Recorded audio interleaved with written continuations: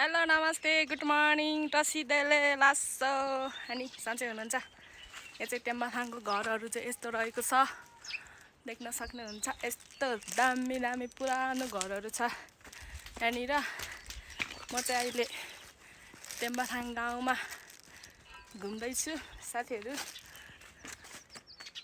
यस्तो छ घर, मलाई यस्तो घर त साह्रै मनपर्छ हौ।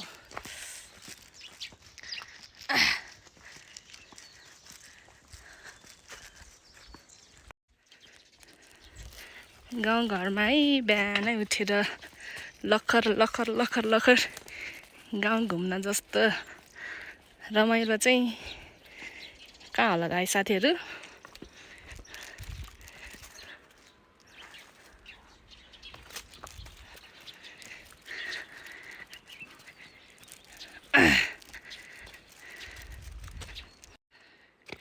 हिजो पानी परेर आज मौसम पनि अलिक खुल्यो।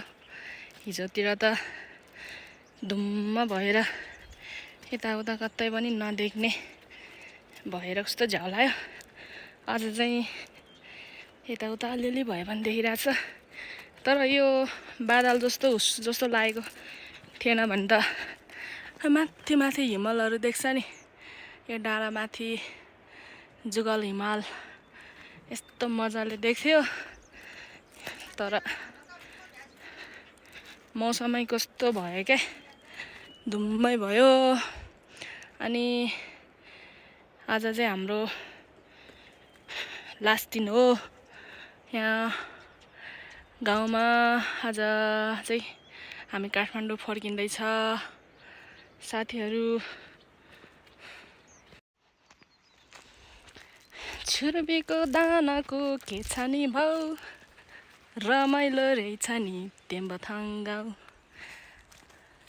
ल साथीहरू, टेम्बाथाङ गाउँ चाहिँ यस्तो रमाइलो रहेको छ।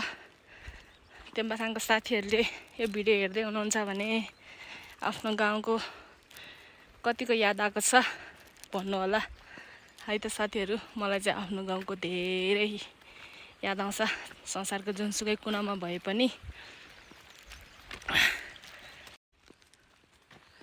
आज चाहिँ हाम्रो यता लास्ट दिन हो।